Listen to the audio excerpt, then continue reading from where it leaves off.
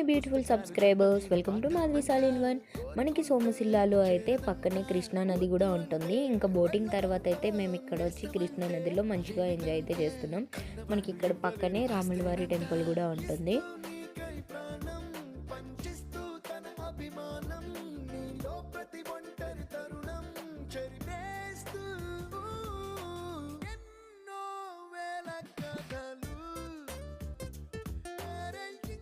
ఇంకా వాటర్లో ఇలా తడిచాక ఒక కప్పు ఛాయ్ అయితే తాగుతున్నాం. ఇక్కడ మంచిగా తాగేసి రూమ్కి వెళ్ళి ఫ్రెష్ అప్ అయ్యి ఇంకా తినడానికి అయితే ఇక్కడికి వచ్చాము.